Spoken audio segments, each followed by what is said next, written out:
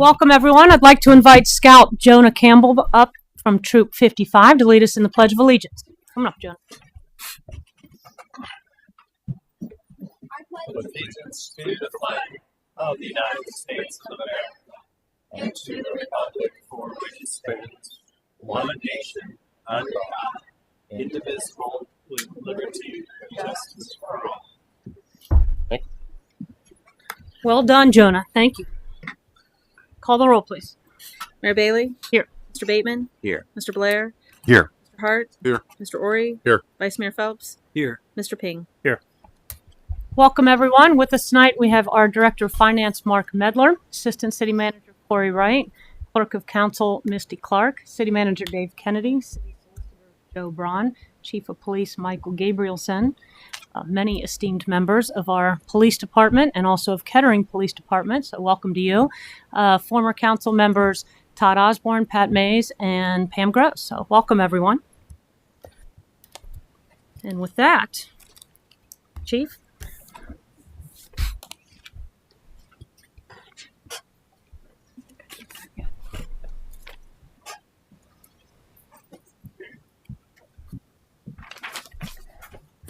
Dan, you want to step up here? Tonight, I'm very excited to introduce everyone to LPD's new Assistant Chief of Police, Dan Gangler. Going to go into a little bit more about Dan here in a minute, but I first want to thank the Mayor, Council, Mr. Kennedy, and other staff for continuing to support the Police Department as we strive to provide exceptional service to the community of Loveland. The Assistant Chief position carries the rank of Captain with the City of Loveland and has been unfilled since 2016. It became a goal of the administration in 2022 to fill this position as it is critical to providing structure and support to the officers. As I began my search, it became clear that this needed to be someone who would work well with our team, become part of our community, be someone that we could trust to help us fulfill our mission. After considering all the candidates, it became very clear that Dan was the correct choice for Loveland. I asked Dan to provide me with an abbreviated bio to come up here because he has years of experience. Dan graduated from the University of Louisville with a Bachelor's of Science in Police Administration, and he is also a graduate of the Southern Police Institute Administration and Command Program. What Dan failed to leave out, Mr. Wright, was that Dan also played football while attending Louisville and played in the 91 Fiesta Bowl. Yes. Is that correct? Mm-hmm. Which brought Louisville a victory over Alabama. What was the score, Dan? 34-7. 34-7. You will note the trading card up there is sold out in case you're looking for it. So maybe Dan has some for you. I have 20,000 for sale. Dan began his law enforcement career in the state of Kentucky before coming to Ohio when he joined the Kettering Police Department, where he served 27 and a half years, rising through the ranks from patrolman and finally becoming their Assistant Chief of Police in 2016. He served several years as a field training officer, SWAT team leader, served on bike patrol, was a range master, weapons instructor, and armorer. As a command officer, he led the patrol division, criminal investigations, vice and narcotics, the support division, which includes jail, court security, property, personnel and training, community relations, and the communications division. Dan is married to his lovely wife, Michelle, who is here for 27 years. They have 3 children, Jacob, Benjamin, and Elizabeth. With Dan tonight, I said as his wife, Michelle, also daughter Elizabeth, who, incidentally, today is her 18th birthday. So happy birthday, Elizabeth. So from a purely selfish position, I worked closely with Dan in my time at Kettering. That's where I served before coming to Loveland. We spent several of those years working together as assistant chiefs in Kettering. We work well together. I know that I can trust Dan in this position. I know that he's the right choice for Loveland. But most importantly, I'm confident he's the right choice for the men and women of the police department and for the citizens of Loveland and for this community. So everyone, I'd like to present our new Assistant Chief, Dan Gangler. We'll have him sworn in. In just a minute, we'll have Elizabeth come up, who is going to pin his badge.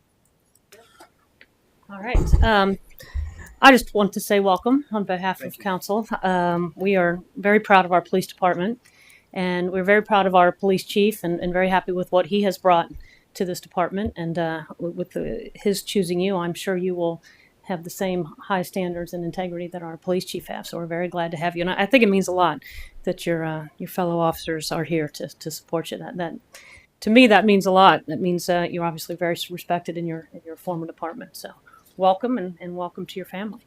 Are we ready? Yes, ma'am. All right. Raise your right hand. I state your name. I, Daniel Ganger, Solemnly swear that I will solemnly swear that I will support the Constitution of the United States, support the Constitution of the United States, the Constitution of the State of Ohio, the Constitution of the State of Ohio, and the Charter and ordinances and the Charter and ordinances of the City of Loveland, of the City of Loveland, and will obey the laws thereof, and will obey the laws thereof, and will faithfully discharge and will faithfully discharge the duties of police captain the duties of police captain upon which I am about to enter. on which I am about to enter. Congratulations.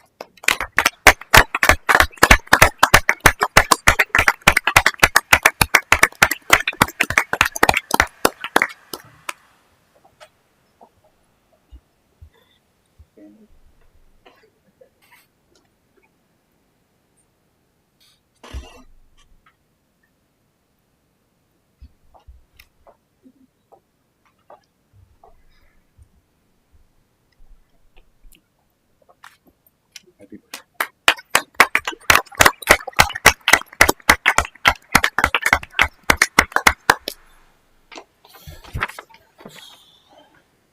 All right, I won't be too long. I'd just like to begin by thanking Chief Gabrielson for selecting me for this prestigious position. Additionally, I'd like to thank the mayor, city council, and the city manager for approving it. And I'd like to personally add that the professional and personal treatment I received throughout the whole hiring process in my first week here in Loveland has been of the highest standard. Even for an old dog with 32 years of service, that means a lot. I feel very welcome here, and I thank you. Of course, I especially want to thank my wife, Michelle, who for so many years stood by me through a long and sometimes tense career in law enforcement. She's been there to support my goals, my aspirations, and when needed, to give me a good adjustment as to what is important and keep me on the right track. Without her, I wouldn't be standing here tonight. I know it hasn't always been easy. In fact, some of our friends have given her the nickname Saint Michelle. So I want to spend a lot of time on that. I'll just say that it's well earned. And I want to wish my daughter a happy 18th birthday. I have several friends here from the city of Kettering, co-workers who have also been inspirational to my personal and professional development over the last 2 decades plus. I very much appreciate their attendance and their friendship. Thank you. Those two groups, my family and my co-workers, and the influence they have had, proves that no one achieves alone. A person needs support and honest appreciation and interaction from those around them who care. I also want to thank the members of the Loveland Police Department for attending tonight. I thank you as well for your support. Personally, I feel humbled and fortunate to be standing here. It's rare for someone in law enforcement to be granted the opportunity to work not for one, but 2 exemplary communities in one career. I can honestly say it's already feeling like home to me. I look forward to working with Chief Gabrielson and guiding the department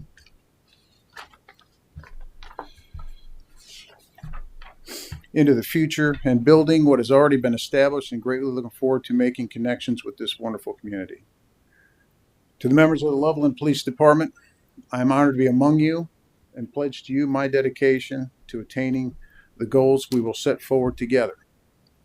I encourage each and every one of you to engage in the process to the best of your ability, as growth can only be accomplished as a unit. My door will always be open, and you have my assurance I will listen to your ideas and your concerns. Not every decision made will be universally accepted, as they rarely are, but they will be made with the best interest of the department in mind. To me, the sky's the limit. And I ask for your assistance in making LPD the very best it can be. By working together, we can pave a road to the future. There's plenty of work to do, and we have so much potential. I'm ready to go. And we're in this together, so let's get it done for ourselves, our department, and the citizens of this great community. I'm honored to be here, and I want to thank you for the opportunity to serve the city of Loveland. Thank you.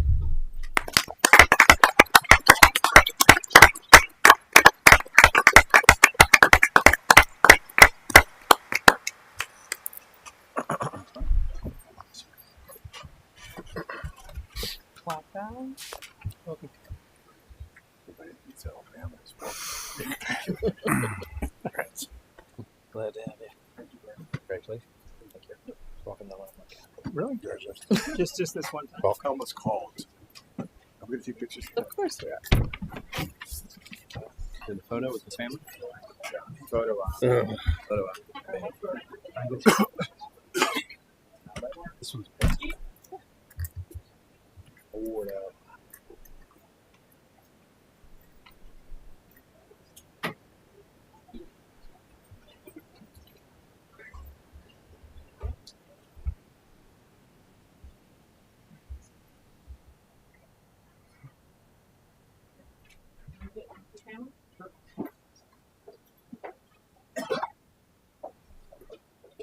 Yes.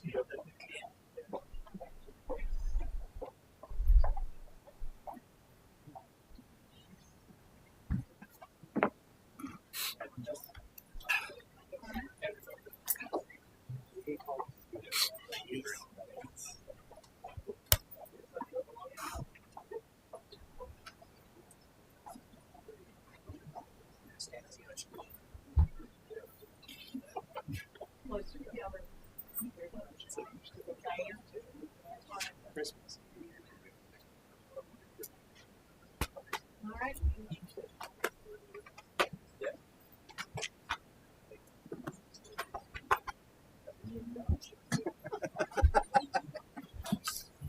Very loyal group. They thought it was hilarious. Serve the purpose.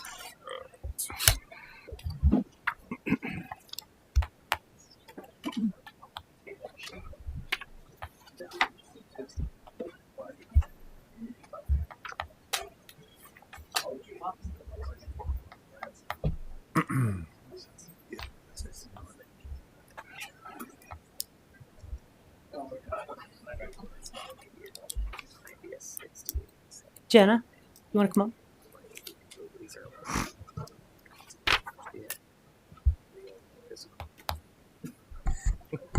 So, their picture.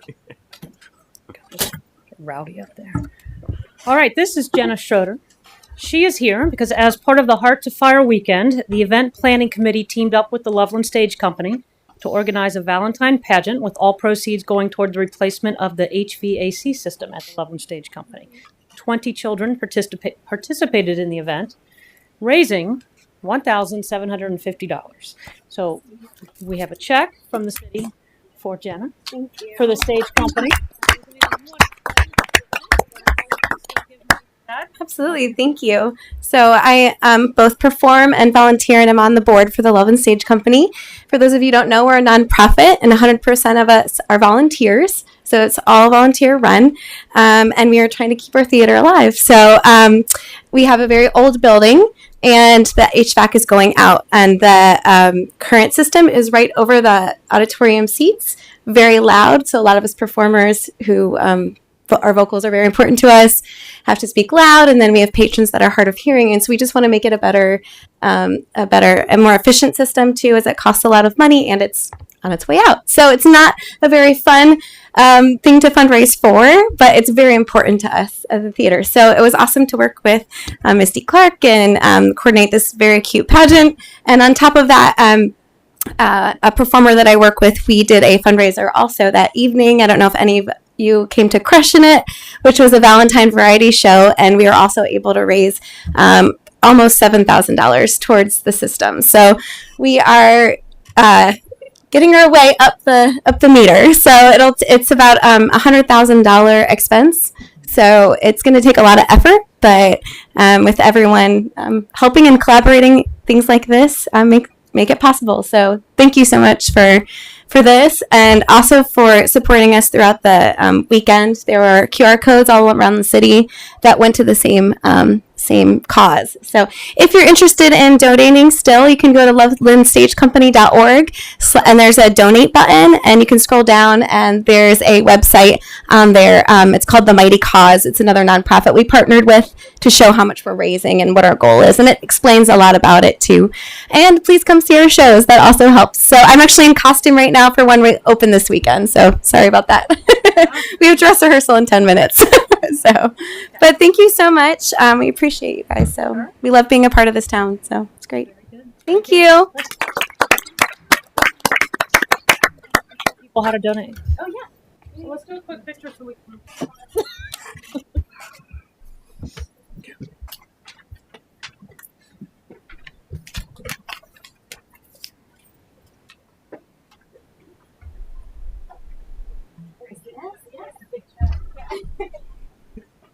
You're not going to forget that.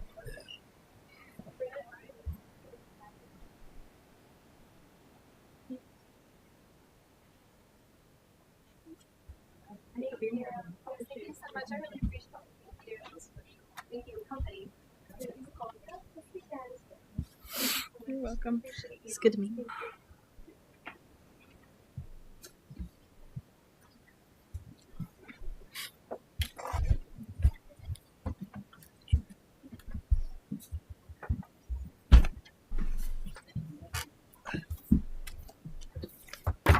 So next, Ben Capadaglia can take the podium.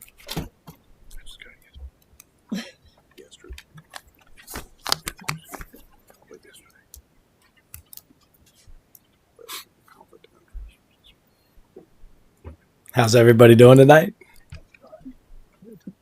Do I just go? So this year, I mean, we were lucky enough down at Cappy's to be on the Hearts of Fire committee when it started 2 years ago, and we kind of came up with this crazy idea to do a charity date auction. One of the people who participated year one, we had a tremendous amount of success. Nikki Smith here, she's a part of the Women's Health Foundation initiative. Her foundation, yeah, pardon me. And here with Lynn, and so she came to me and she's like, "We'd really like to tie in with you guys this year." So it was awesome to work with a group that really like got behind it. We were able to raise right around $18,000, I believe. And like I said, these guys were a huge part of that. It wasn't just Cappy's. So really, it's just been great to bring some awareness to the foundation. I look forward to working with them in the future. The city itself, just, being able to, put a committee together and put a budget together to do something like Hearts of Fire, I think that's awesome. I think that's, goes on a lot of people that are in this room to trust that the community can pull it off. And, without all the people in town, we wouldn't be here anyway. So I always just feel lucky to even be here, and I'm terrible at talking. So at least here I am. And I'm going to let Lynn talk a little bit about her foundation. And like I said, I just feel lucky to be a part of town and all the support we get, and I appreciate it. Thank you. Thank you so much.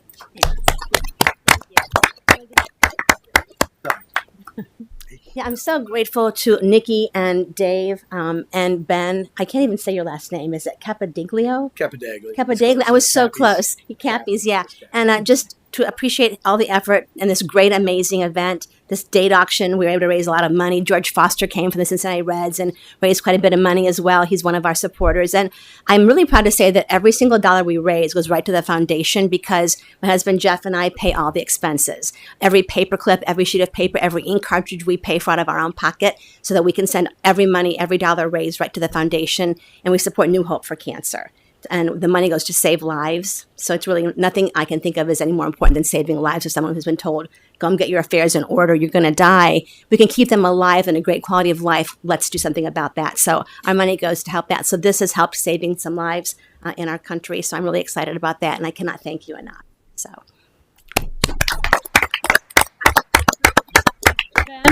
So we'd like to get a picture. So Oh, yeah, cool. from that too. But thank you for being here, all of you, and thank you for everything that you do. And Ben, thank you. You're such a big supporter of this community and the city. So thank you for everything you do. My Also, amazing foundation. It's a fun city. Foundation board, so I can't do without that. My amazing board without Very good. Oh, let's do a picture. Picture. Get yourself.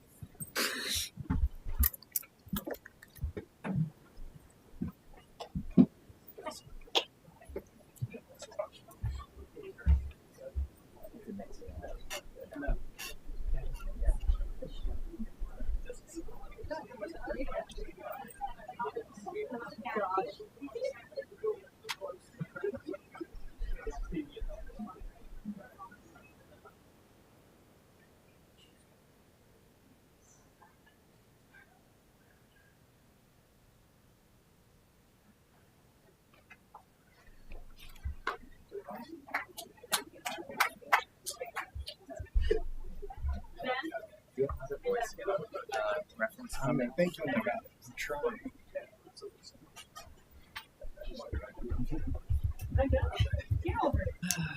That's a good thought. Yeah, really. You're not. We have a long proclamation. Pretty fast. So we have a proclamation for Ben because this is Ben's 15th anniversary of Cappies. So here we go. Whereas in 2008, Ben Capadagli purchased Butch's Carryout and began the metamorphosis from Butch's Bait Lawnmower Service Deli to the Cappies we know today. One of the most unique and premier bottle shops in the United States, pioneering the way for you having a pint while you shop.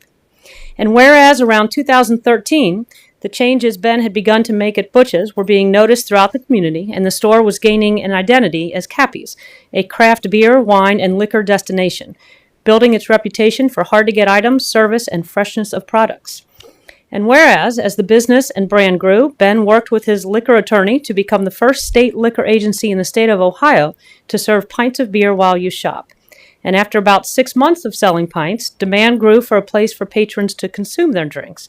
So Ben built a small patio out front, which quickly grew in popularity. And whereas by summer's end, the patio was consistently standing room only, Ben tore down the small patio enclosure and built what we all know today as Cappy's Patio, where you can enjoy sports, music, and drinks with your friends, a place that over and over again gets compared to the television show Cheers. And whereas in 2017, while sitting on the patio, Ben got the idea that he wanted to paint a mural on his building.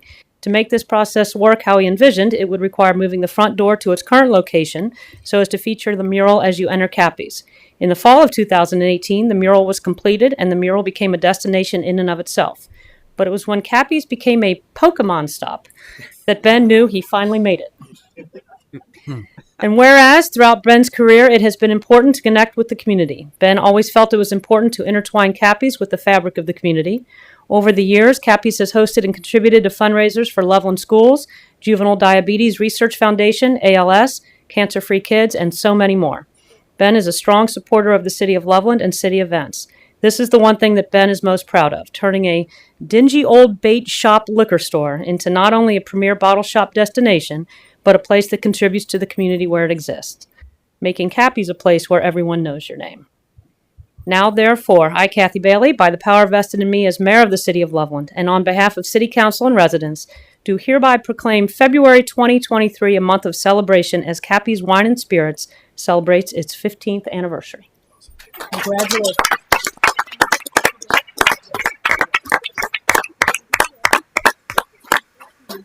Yeah, absolutely. Yeah. Pictures of them.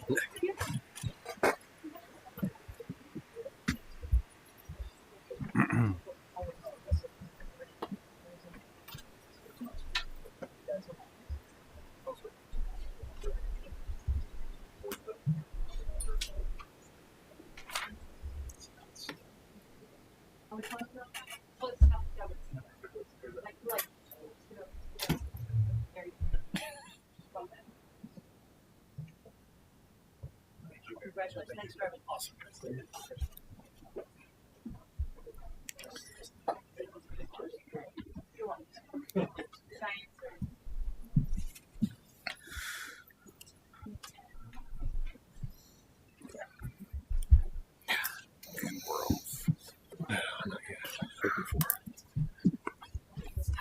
That's enough of all. Not back there. There's a lot of them. All right, open forum. We have David Miller.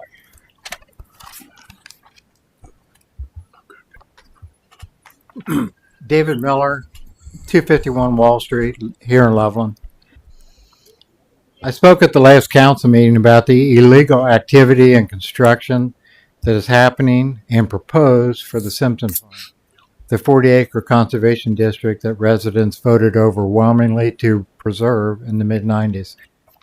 I was cut off when I was trying to tell you about how a member of your tree and environment committee, Doug Gilbert, has urged the city manager to hire the company Gilbert works for to do work on the Simpson Farm, maintaining the illegal trails. I sent you all an email follow-up last week. I hope you all received it. Tonight I ask, why do people put down mulch in the garden or around trees? The answer, of course, is to kill plants and prevent anything from growing where you don't want it to. I have provided you with a photo of an 8-foot wide swath of 6-inch deep mulch spread on the illegal trails. How many pollinator plants and beneficial flora that the wildlife survives on are being killed with this mulch? How many acorns have not sprouted? How many rare wildflowers have been smothered? My wife and I bought the home we still own on Wall Street after I returned from a combat tour in Vietnam. The farm has always been a respite unless I go there now and see how City Hall is destroying its natural beauty. I met a young woman there last fall sitting on the bank of one of the creeks with her hoodie wrapped tightly around her head, hiding most of her face. She needed the quiet of the farm too. I've lived 400 feet from the Simpson Farm for 49 years, and now my work office is in the historic farmhouse. The destruction began almost immediately after Loveland voters overwhelmingly decided they wanted the 40 acres preserved as a conservation district. During the first 3 decades, I personally discovered the natural and undisturbed beauty of the farm and never once saw any deliberate destruction of its natural beauty until after the covenant was in place to protect it. It came at the hands of 2 people who were on your Tree and Environment Committee, Gary Benish and Norman Neal. I have provided you with photo evidence of them with a Walkman bush hog mower mowing where they thought a trail should be. Benish in flip-flops and a camera. As Neal said to Benish, make sure you take pictures of the poison ivy, Gary. The pair was lying when they implied they were merely removing poison ivy with their bush hog. How absurd is the notion of removing poison ivy with a bush hog while wearing open-toed footwear? Now, even mountain biking is proposed under your current plan, an activity which violates the covenant. Up to 5 miles of illegal trails and perhaps 4 new illegal bridges are proposed. A campsite with benches, picnic tables, grill, and a fire pit is now planned. All illegal according to the protective covenant. Still, to this day, your Tree and Environment Committee, Parks and Recreation Commission, and your Public Works Department, under the intellectual dishonest ruse of removing bush honeysuckle or non-native trees, are using chainsaws only where they want their perfectly manicured trails. I call it a ruse because it appears that the only place honeysuckle has been removed is around the illegally manicured trails on property that is supposed to remain pristine. Now to the subject of cameras installed on the Simpson Farm, with the approval of your Tree and Environment Committee and your Park and Recreation Commission. Why has it been allowed for a city official, former Tree and Environment Committee member Mike Meldon, to install his privately owned surveillance camera on the farm to spy on citizens from his home and personal computer? Was a homeless family spied on and recorded? Who has this footage? Is it on a personal computer or stored in the cloud? I was thinking this afternoon that I can think of no better way to spoil a visit to the Simpson Farm, to go into this beautiful place and explore nature, than to have people think that there are cameras around spying on them. It's always been a place where I could go be by myself, like the woman on the creek could be by herself and enjoy the farm. Thank you, Mr. Miller. Okay, next is review and approval of the February 14th, 2023 minutes. Are there any changes, additions to those minutes? We have a motion to approve as written. Motion to approve the February 14th minutes. Thank you. Is there a second? Second. Call the roll, please.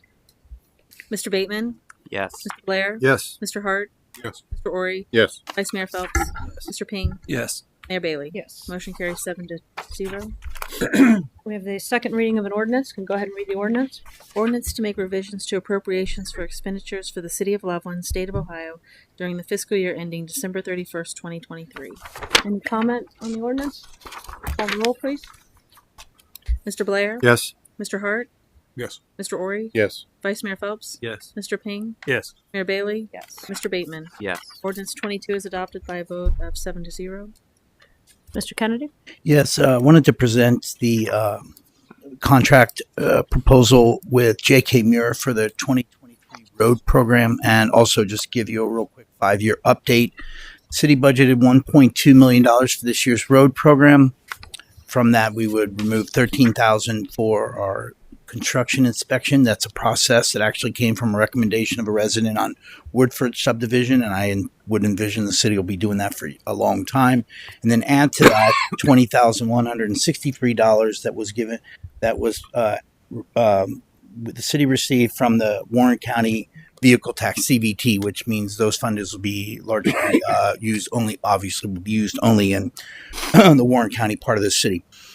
Real quickly, we have to work backwards, largely in part because we are not in a position with our road program that we can have a set amount of roads.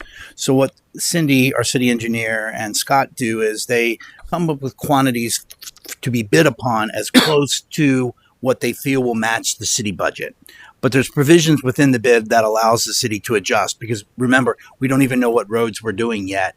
We largely wait until the winter is done. So with that, the city opened up bids. The lowest bid was submitted by J.K. Muir. Again, it's not so much the dollar amount, it's the quantity amount. And as you recall, we can lock in this bid for 2 years, which is a good deal considering in 2021 and our 2022 road program was year 2, and they had to honor the price that was in 2021 while petroleum cost impacted road bids significantly.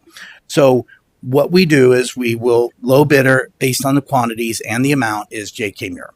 We'll have the option to honor that bid for 2 years. City will award that up to our total amount of $1,207,163. City, Scott and Cindy are very good at the end of working, giving Corey and I a call. We've got about this much quantity left. Do we want to just move it into next year? Or do we want to maybe do something? West Loveland Nature Preserve is a perfect example. We may use that to begin a dog park parking lot at Kiwanis. That's near the here nor there. We'll also this year, we will likely be spending a lot of time up in the Heights this year, catching up program. A lot of the main drags were accomplished last year, which I think is real positive. So real quick, it's been 5 years since the city upped their road program. Actually, the city has upped their road program, quadrupled the road program since 2014. In that time, when in 2018, upon the recommendation of the city engineer, the city hired a company called Stantec, who drove around the city with a vehicle as much like a Ghostbusters type vehicle and analyzed all 107.7 lane miles of the city's road. And I believe it was quite an eye-opener to council. From that point in time, from 2014 to 2018, the city averaged $357,000 per the road program. From 2019 to 2023, we've averaged $887. Obviously, in the last 2 years, we've averaged $1.2 million. The couple things real quick. In 2018, the city at that point in time had 60% of our roads had not been paved in the last decade. Also, 55.2% of our roads fell in the fair or poor category, and telling was at that point in time, only 8.1% of our roads actually were classified as good. Fast forward now through the 2022 program, we have 37% of our roads now is all that's left that hasn't been paid in the decade. 30% now meet the PQI index of only 30% in the fair or poor standpoint. 21 and 22, the city paved 18.6 lane miles, which is 17% of our entire road network. That's pretty impressive. Also, just one last comment on the road program is how do you do this? Well, if you recall, the Mike DeWine gas tax was a benefit to us, but I also included a chart that I thought was beneficial to show how much the general fund has been putting into the road program. As our real estate taxes and our revenue and our income taxes have gone up, the city has put that money into it. Last thing I want to add is one of the things that stood out for those of us who were here during Cindy's presentation was figure 1 on packet page 16. If you ever take a chance at it, was one of the most revealing things to this council, those that were on here, led to us upping our road program, was the life cycle. How a road rapid fires its decay after a certain period of time. That's obviously the base falls apart, and that was really telling, and I felt that's why it was in there. So the only action I'm asking for council is simply a recommendation, passing the legislation, awarding the 2023 road program to J.K. Muir up to the total amount in the budget of $1,207,163.51, and we'll spend very close up to that. And we'll be announcing the roads sometime March or late April. Just a quick, when we are on top of our road program, when we can be caught up and we don't have so much deferred work, there will be a set road bid. We'll be coming to you and saying, City Council, these are the roads we're doing this year. Here's how much it's going to cost to do it. We can't work that way because we're still playing catch up. That's all I had, Mayor. All right. Any comments or questions? Mr. Ori. Mr. Kennedy, the bid, how many road miles did they bid? Do you know? They bid on quantities based upon, they don't really bid on lane miles. Cindy tries to get it as close to the 1.2 based upon last year's bids. So she just tries to get it close.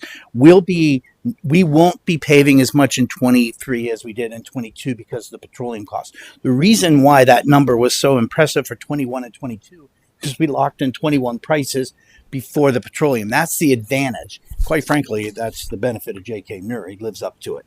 So don't know the total lane miles we'll be able to accomplish, but we'll spend right up to that 1.2, and then we'll update those numbers for you. 1.107 miles when the city fully adopts Chimney Ridge. You'll be a little over 1.8 miles of lane miles that you guys are responsible for. But you're now at a point where you've really put a dent in your program. So the magic question I always get asked is, so Dave, when are we going to get to that 850,000, which is what 107 lane miles on a decade turnaround should be?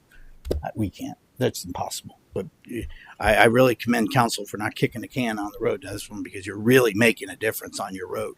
So, any other questions or comments? Just a quick one.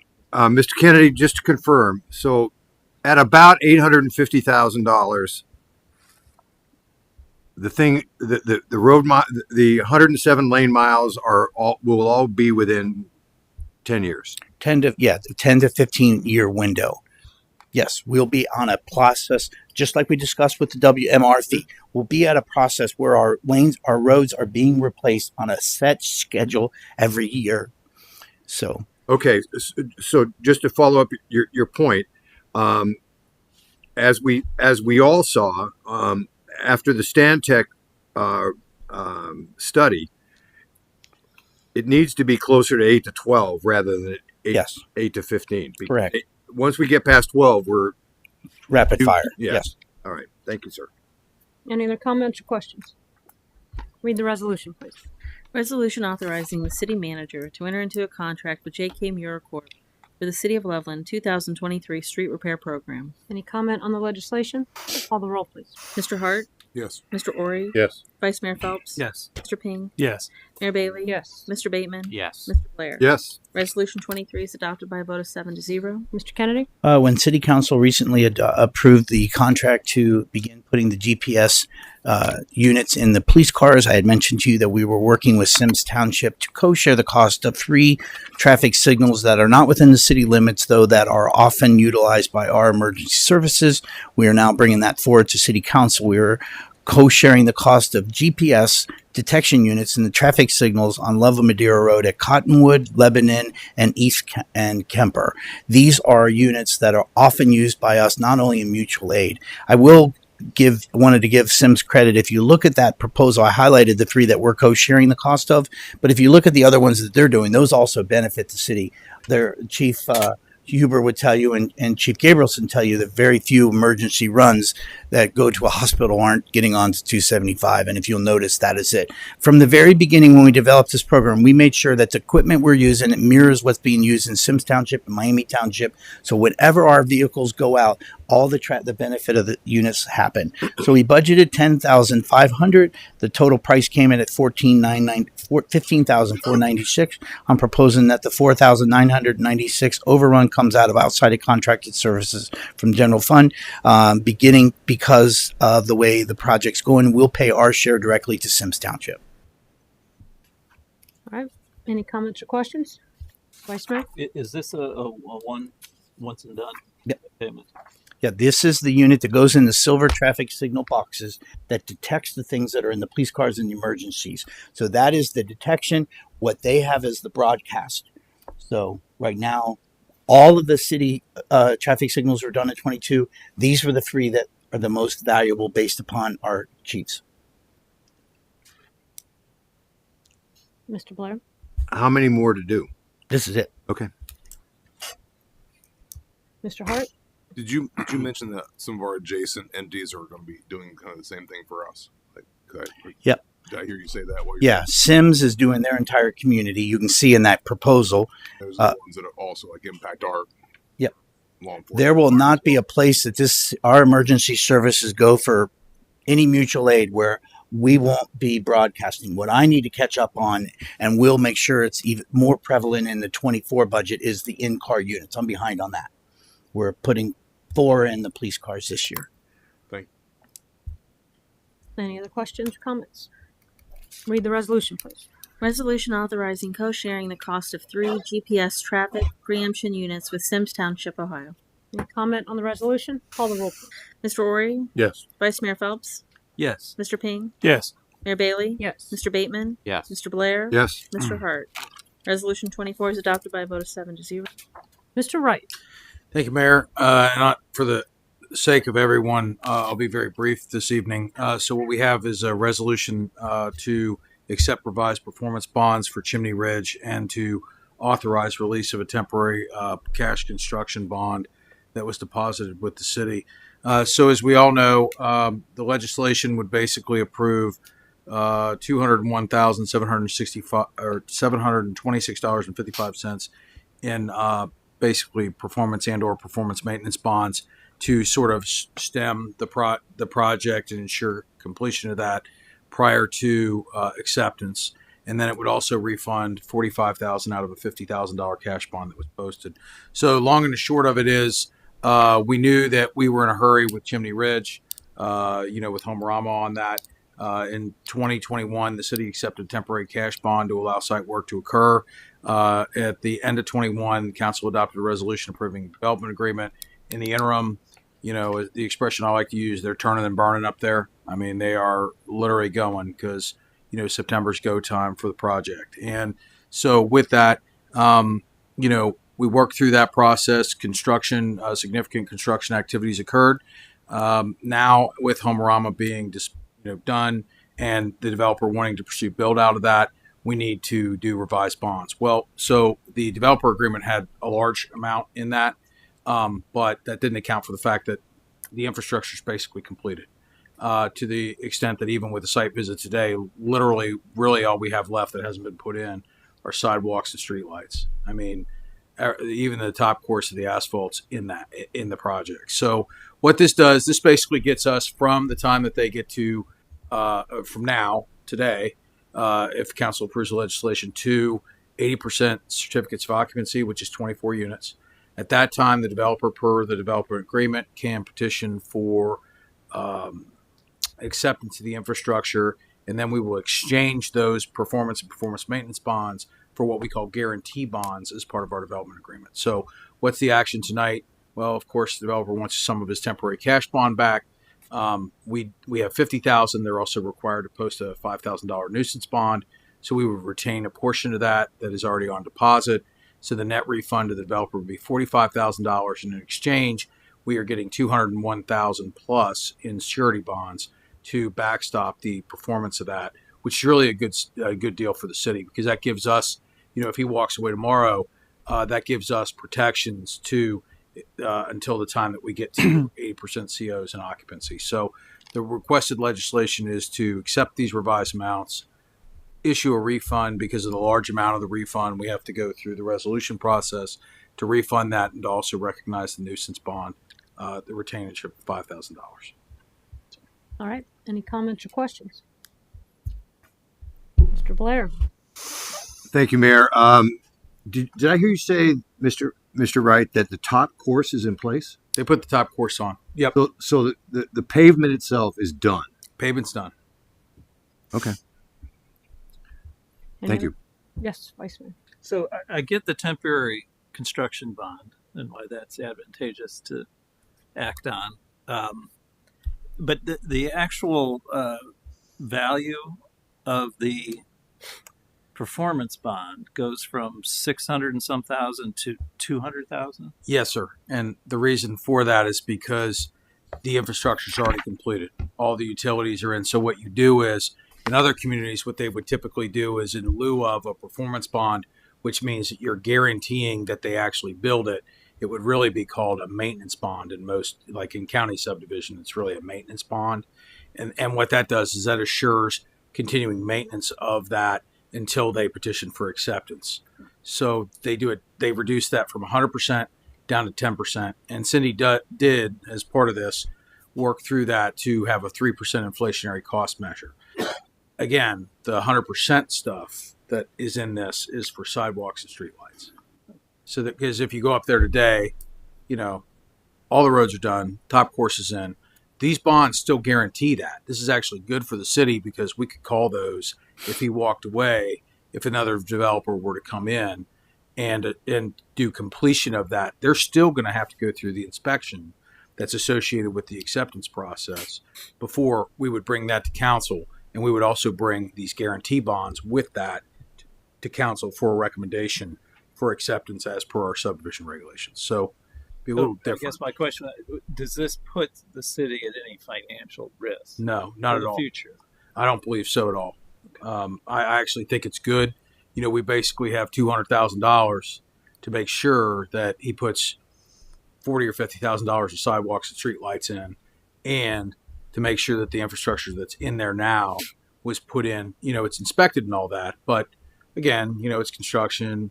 You may be running concrete trucks in and out of there. There's going to be failures.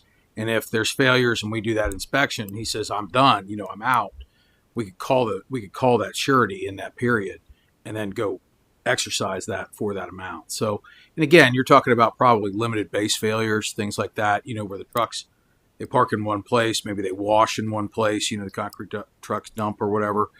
You're going to have limited failures. You may have sections of curb that crack, but this is more protection, quite frankly, than we have right now. So, which is nothing.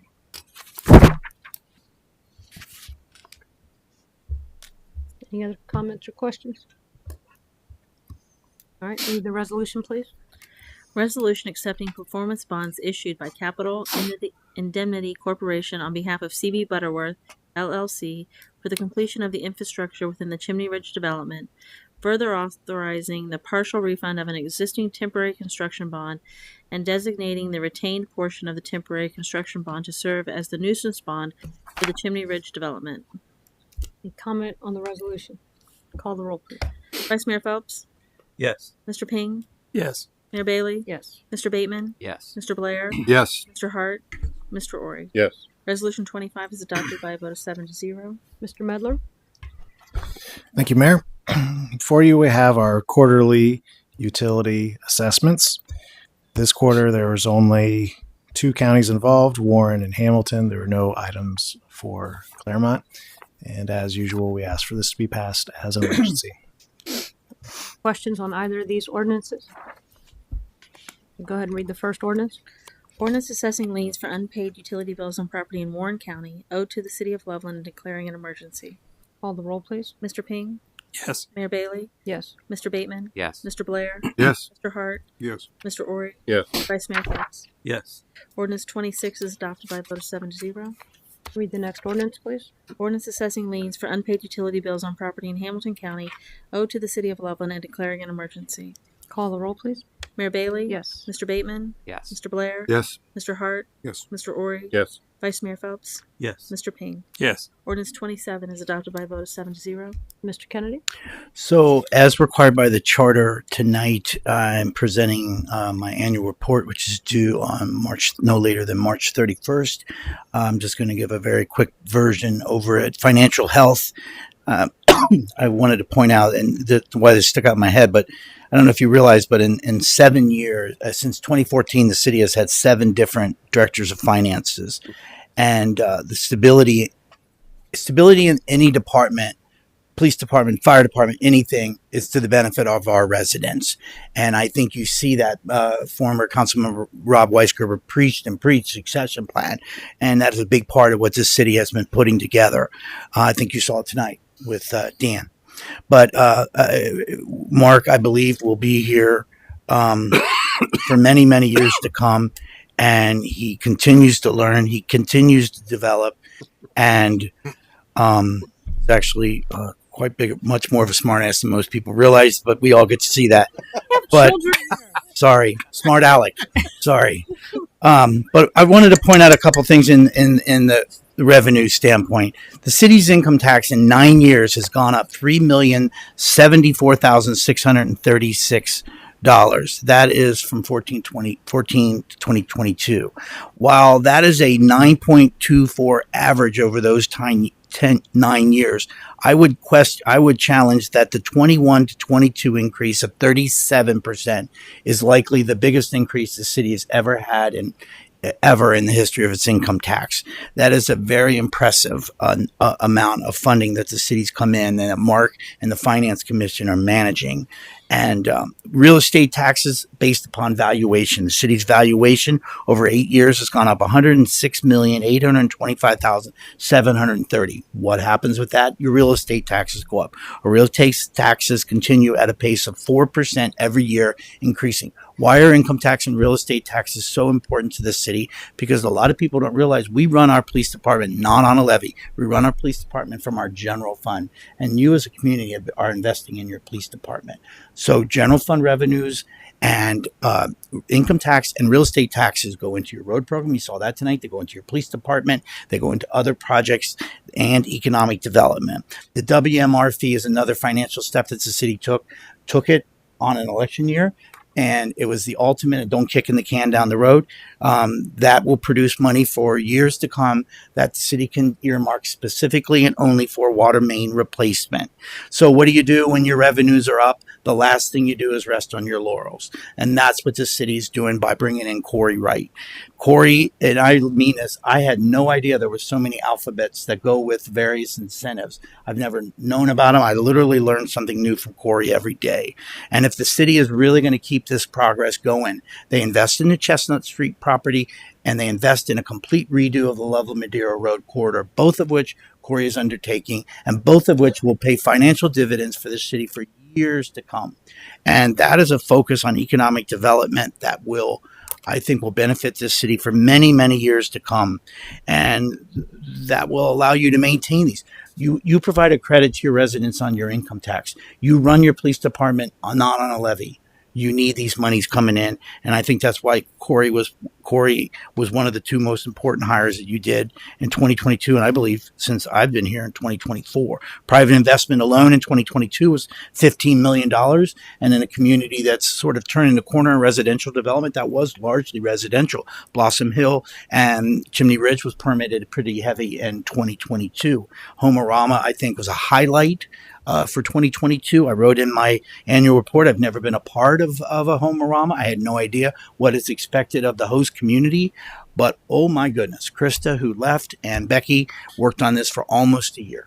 And I think the city put their best foot forward. I think our downtown businesses had a whopper period of time. The weather was great. The numbers show a lot. And it was so cool seeing Public Works there, seeing police there, seeing fire there. Mike had just, Chief Gabrielson had just been hired. He was down there. It was a really neat thing for the city. And I can't say enough that the city should be proud of what they did in making that development happen versus the various toads that came across our door. Infrastructure wise, I think the highlight of the year would have to be the Public Works building that we just saw done, completed, 1973 building, not exactly the nicest thing we've ever been a part of.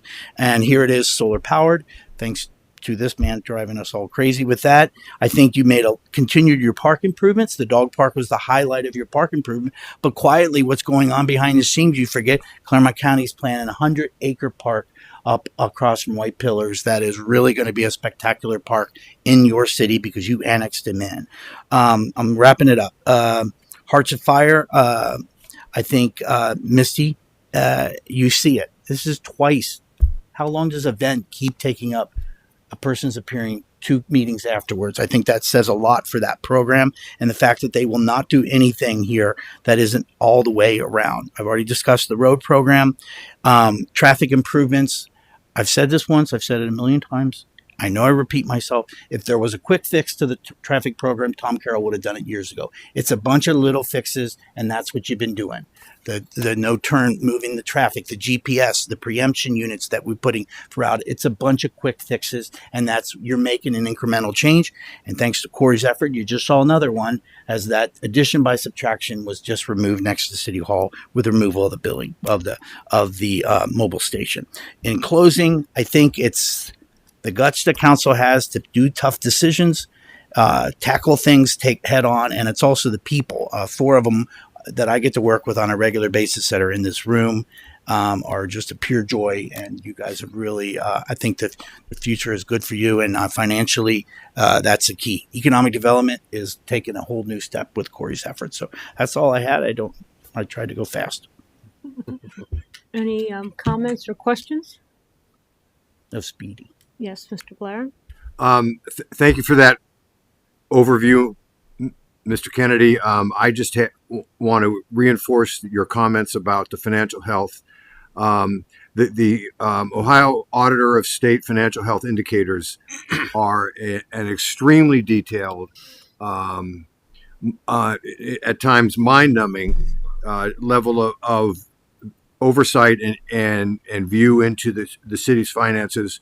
The city is to be commended, in my view, for making sure that we're using those.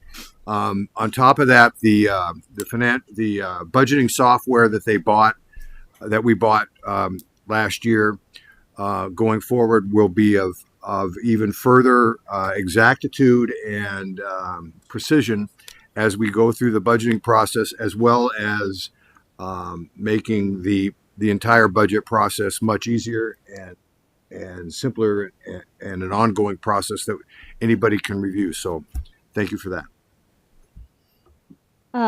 I would just like to say, yes, we increased the real estate taxes, the income taxes, but all of that doesn't mean much if we don't have the people in place that know what to do with that money and know what to tell us to do with that money. And it's pretty amazing to me what small staff we actually have in the City Hall that handle so much. And we know we have an outstanding police department. Our public works department is given kudos year-round for the work they do. Our engineer and public works director are amazing. And you're right, Mr. Kennedy, the people in this room, I think we're very fortunate to have Mark Medler, who will hopefully stick around longer than 2 years. Our clerk was clerk of the year and should be probably every year, right? And Corey was a huge addition. The I've said this before. We sort of brought Corey in to try to take some workload off of Dave, but that hasn't really worked because I think you guys are just doing now double of we're just accomplishing so much with Corey here, but none of it goes anywhere or means anything without our leader, which is you, Mr. Kennedy.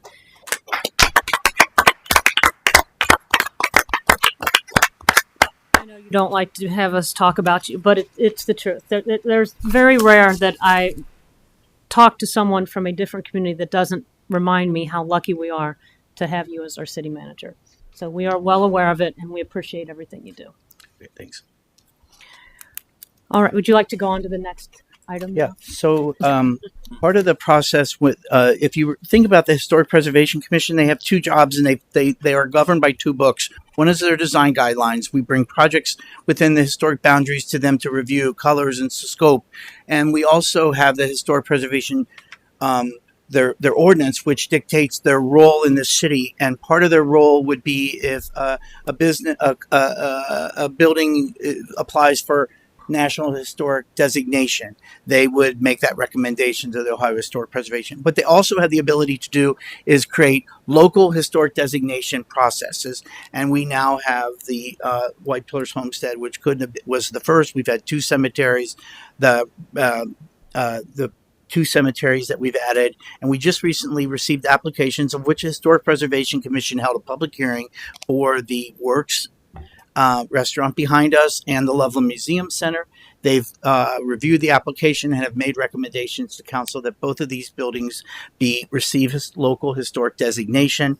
And with that, we would recommend that council pass a motion setting a public hearing for March 28th to have your public hearing to determine whether or not you want to act on their recommendation and make both of these buildings local historic sites. Any comment or questions?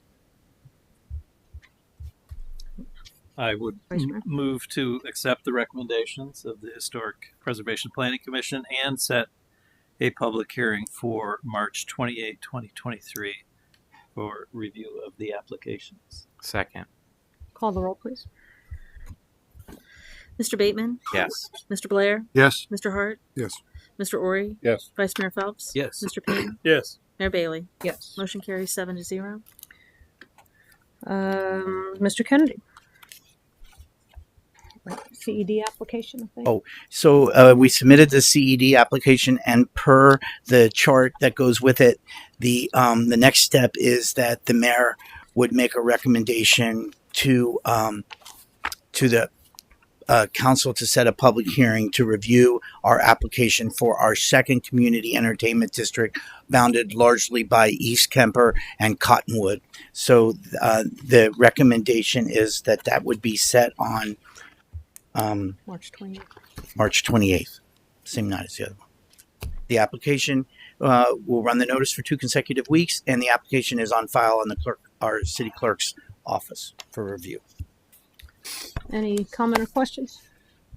Would someone care to make a motion to schedule a public hearing to be held on March 28th to allow for public comment on the application? So moved. Thank you. Is there a second? Second. Call the roll, please. Mr. Blair? Yes. Mr. Hart? Mr. Ori? Yes. Vice Mayor Phelps? Yes. Mr. Payne? Yes. Mayor Bailey? Yes. Mr. Bateman? Yes. Motion carries 7-0. I do have upcoming events. So I would like to encourage everyone to participate in the Tigers Inc. Back Our Business Week by shopping and eating at Loveland businesses. Impact Night is March 2nd from 5 to 8. Everyone is encouraged to wear orange to show support. And that's happening this whole week, correct? Loveland Dairy Whip's opening day is Friday, March 3rd. Mr. Osborne. Wow. And if you need information about any other local events, visit loveandlifeloveland.com. Does anybody else have any announcements or anything to report? All right, we do need a motion. What's up? Nobody else. I will move to go into executive session under revised code 121.22 G4 for the preparing for, conducting, or reviewing negotiations or bargaining sessions with public employees concerning their compensation, or other terms and conditions of their employment, and Ohio Revised Code Section 121G8 to consider confidential information related to the marketing plans and specific business strategy of an applicant for economic development assistance. Thank you. Is there a second? Second. Call the roll, please.